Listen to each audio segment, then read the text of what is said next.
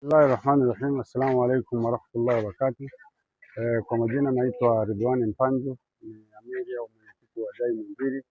Leo alhamdulillah, ni sikukuu yetu tukufu, sikukuu ya Eid al-Fitri, ambapo Mwenyezi Mungu amejalia tumefunga siku 30, na kwa kawaida yetu Dai Muhimbili na vituo vingine vya Dai Tanzania nzima tumekuwa na kawaida ya kutengeneza au kuandaa chakula kwa ajili ya sikukuu ya Eid pamoja na wagonjwa na watendaji wa hospitali.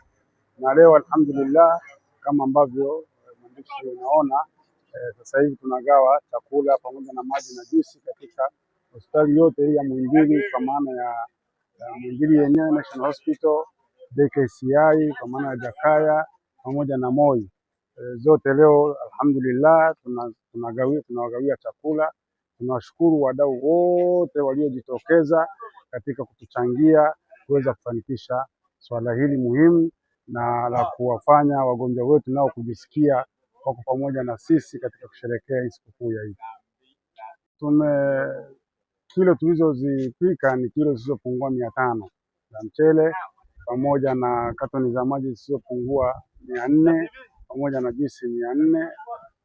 Vitu vyote hivyo ni sadaka kutoka kwa waumini waliojichangia kwa kuleta vitu vyenyewe pamoja na watu waliotoa keshi zao. Wito kwa jamii yote ya Kitanzania kutuunga mkono katika mazoezi hata mengine, kwa maana hili ni zoezi moja hapo ambalo tunalifanya mara 2 kwa mwaka, kwa maana ya Eid hii. Baadaye kutakuwa kuna Eid ya Eid al-Hajj ambayo na yenyewe tunategemea kufanya hivi kama tulivyofanya katika Eid al-Fitr.